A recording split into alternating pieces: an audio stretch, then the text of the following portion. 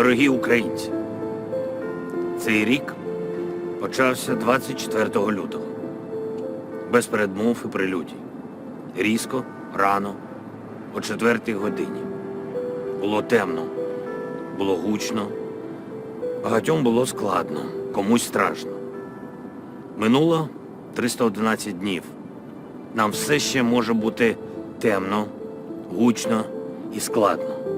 Але нам точно вже ніколи не буде страшно.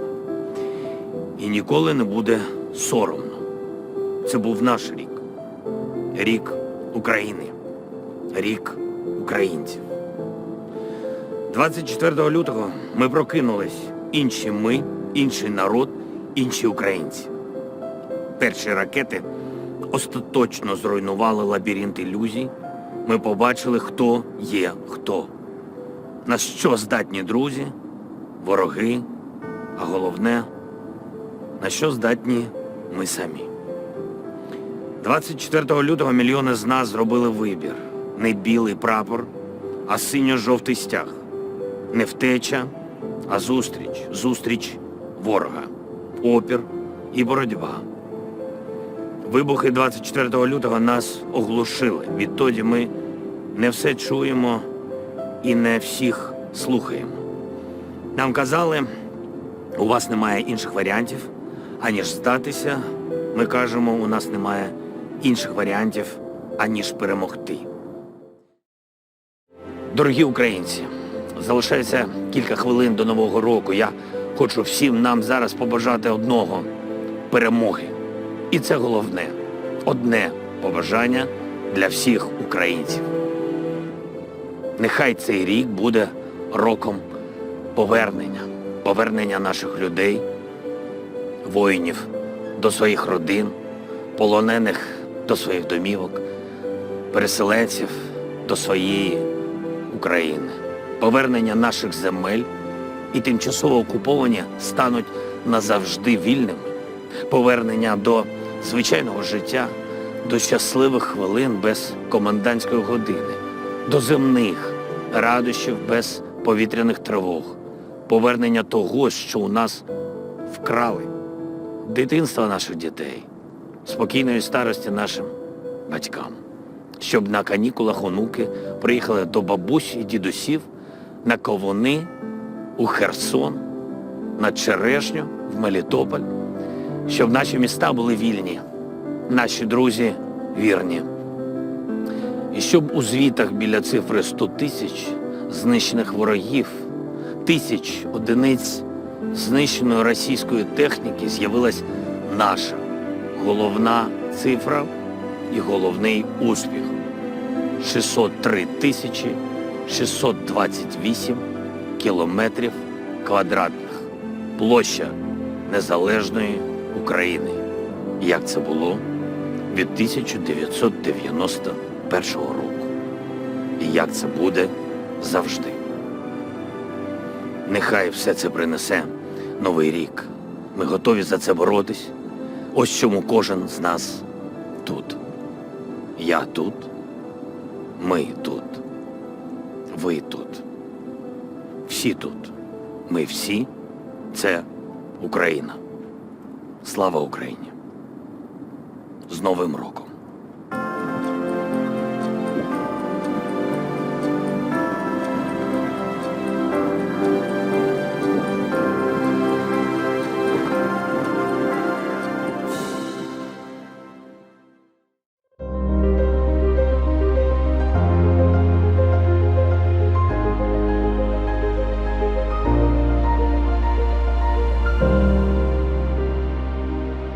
Good afternoon, fellow Rotarians.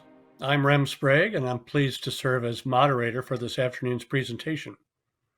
Our speaker today is Pat Merriweather Argus, who will share with us Rotary's actions to support the people of Ukraine, both those of in-country clubs and Rotary International. Pat serves as a director of Rotary International. She is a board member of the Water, Sanitation, and Hygiene Rotary Action Group, and is the Health Outcomes and Patient Safety Chair of the International Rotary Fellowship of Healthcare Professionals. Pat is a member of the Naperville, Illinois Rotary Club. In addition to her Rotary duties, Pat is the executive director of Project Patient Care, a not-for-profit organization that brings the voices of patients and families to healthcare interactions, research, and healthcare policy and regulatory matters. Pat has traveled to over a dozen developing countries on Rotary projects, most of which have been related to healthcare and clean water. Welcome, Pat. Thank you. Good afternoon to you. Thank you. So Ukraine is in such crisis since the war started in February. How do we know what their most pressing needs are? They have so many pressing needs, and it seems to change depending upon sometimes the season or what's going on in Ukraine. But the people that we depend upon for information as well as guidance in what they need most are the Rotarians, the Rotaractors and the Rotarians. They have been working closely with their communities. They know best the initiatives that are needed, the interventions that are possible given their circumstances, and they guide us in what their needs are. So it's been extremely helpful to have that level of information rather than just sending things over that they do not need and do not have any use for at all. So this is exactly what they need. We're sending over. Wow. So despite the horrendous circumstances they're facing, Rotary is still active in the country. How have they been helping? They have been, I have to say, I'll give you a couple of stories about the Rotarians over there. I think many of people that went to the International Convention in Houston got to meet Dr. Ola. She was on stage talking about Ukraine. And Dr. Ola, when this first started, we were working with the Ukraine Medical Association of North America. They're based in the Chicago area. The UN started sharing their warehouse with them because they were getting all sorts of donations from around the US. And we were also collecting for around the US.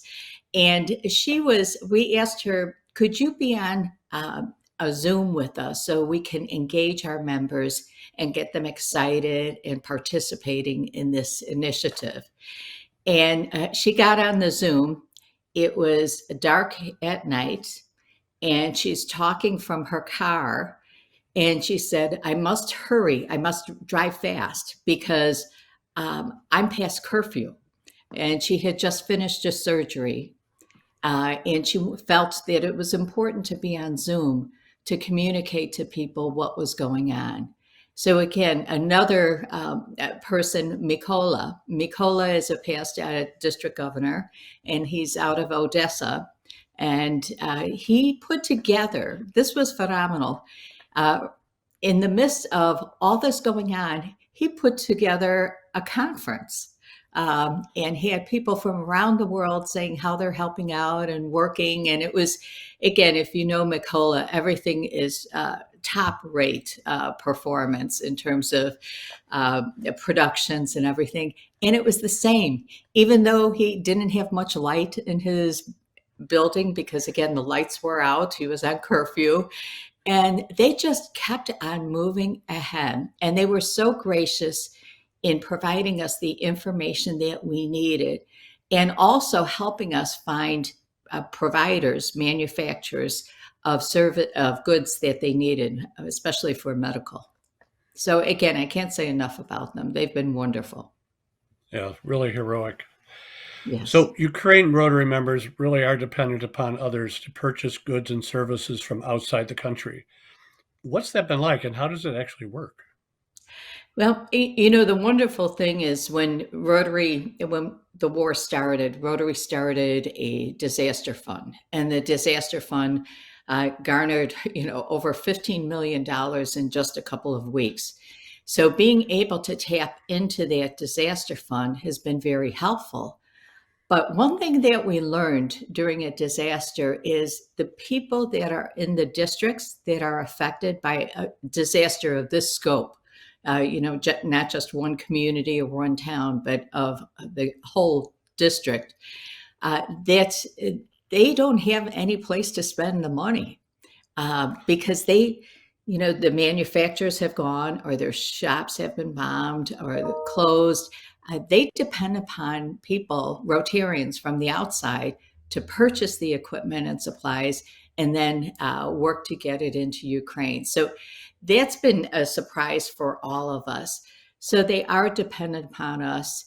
They never had a huge need for what we call craniotomies for brain injuries and trauma. And now it's a top request is the craniotomy kits. So again, that's not something you would find in Ukraine normally, but we had to go to other locations to garner it. Wow. So as you mentioned, some of the most pressing needs have been in healthcare. Can you explain a little bit about what Rotary International has provided and why Ukraine medical providers need these pieces of equipment? I think you touched on it briefly with craniotomy. Yeah, there's the needs are tremendous. I think if you think of trauma cases as well as general services, maternal care and that, people are still delivering babies in the worst conditions, and they still need those supplies and equipment as well. But for trauma care, we started out sending at first, the blood gauze, blood clotting gauze, and different pieces for more the frontline military and for the frontline emergency medical workers. Then it moved on to, okay, we've got all these injuries. We need some specialized surgical instruments and support. And then they found out that many were getting infections because the wounds were not healing fast. And so we got them wound vac kits. And then also because they couldn't see where the dirty shrapnel was inside of anyone. So we got them C-arms. So it just has been a continuous process. And right now, one of the major challenges they're facing is they have no electricity. Oftentimes they're doing work in the basement. They move their emergency services and trauma cases and surgeries to the basement so that if they do get bombed, they can continue doing surgery. I mean, how challenging is that? Yeah, really. So I'm sure the needs have evolved over the duration of this assault by Russia. Can you talk a little bit about how the needs have changed and what they're facing now with colder weather? Yes, their needs have changed from, like I said, they just thought everyone hoped it was going to be a short war, a few weeks, but it's gone on. It's drained their supplies and medical equipments.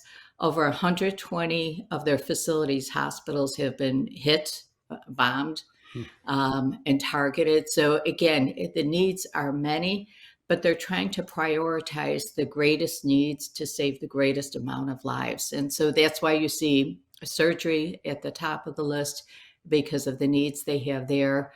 All sorts of equipment, like I said, the dirty shrapnel, having the wound vacs. The wound vacs really provide an opportunity to heal quicker and to clear up any infections.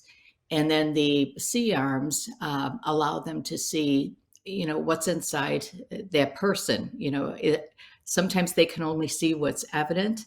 So this allows them to get a good view of anything that's sort of behind different organs or that, and they can operate on. So it has evolved to this craniotomy kits.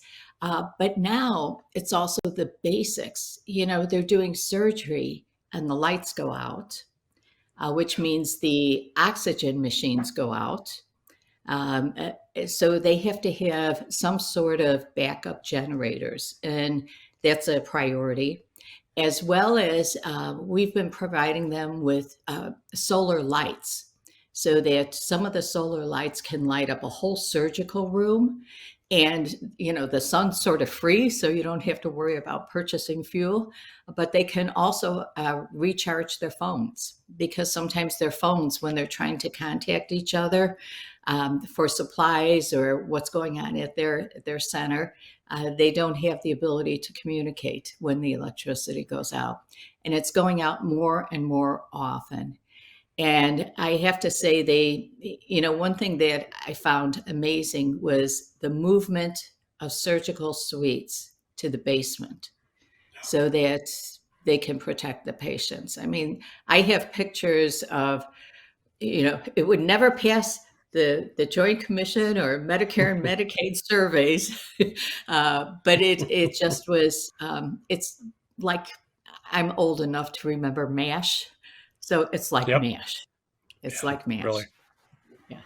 Just for the benefit of our audience, a C-arm is an X-ray machine shaped like a C with a transmitter at the top and a receptor at the bottom that provides real-time imaging of the soft tissues so that you can spot things like shrapnel while you're working on the patient. And then wound vacs are sort of a saran wrap connected to a mild vacuum that clears away accumulating plasma and other debris in a wound and keeps the wound continuously clear and aerated to enhance healing. So just try to avoid a couple questions there. Okay. Yeah, no, fine. Hey, so during this time, Rotary membership, I'm told, has actually grown in Ukraine. How has this been possible? Rotary is on the ground. They have been they just have not been stoppable. They just keep moving and doing things in the community, helping their neighbors.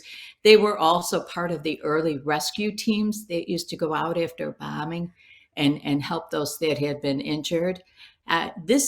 People see what Rotary is doing and they want to be a part of it. The other thing that Rotary does, it provides hope.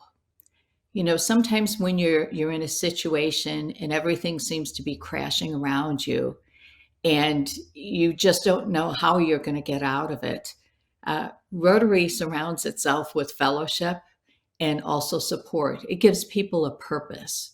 So I think it's really provided that level of hope, and hope that things will get better and hope that, we all make it out together and this war ends. And we know Rotary is about peace. So that's another major component is, they're working for peace. They're working for, saving lives and the day that peace does come to their country.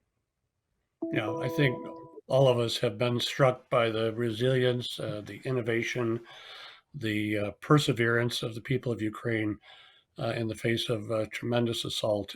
And it's interesting to compare the bombardment of citizen areas, of hospitals and schools, and it hasn't broken the spirit of the people of Ukraine any more than the Blitz broke the spirit of the British in World War II. So what have you learned about Rotary members in Ukraine that you would like to share as a final comment? I think they know best their needs. They do know best their needs. And, sometimes it's water, sometimes it's, any type of generators or backup systems. They know the equipment, the supplies. They do know what is best needed for their communities and the people that they're serving. I also have to say their resilience is amazing. Their faith that things will get better, that this is just part of a journey, that things will turn around, and they are not leaving. I mean, any of those physicians, clinicians, they're females. Many of them are females, not all, but they are females, and they are staying. They're providing the services. They could leave, but they've chosen to stay. And so that ability to care, the compassion and caring for other people shows through. It's a true service above self because most of them are not getting paid. There's no payroll systems. And they are staying because that is what they believe in. They believe they are there to serve others. and put others above themselves. So again, I just have to commend them, and the spirit and the graciousness. They're always thanking us. And I'm like, no, please don't, I'm sitting here, comfortable in my home, and I don't need anyone to say thank you. I just, want to wish them well and safety. Yeah. Thank you, Pat. And maybe a code of how can Rotary of Muskegon be helpful? I think, there's opportunities that come along where we try and pull together districts and clubs together. And so that's one way of helping out.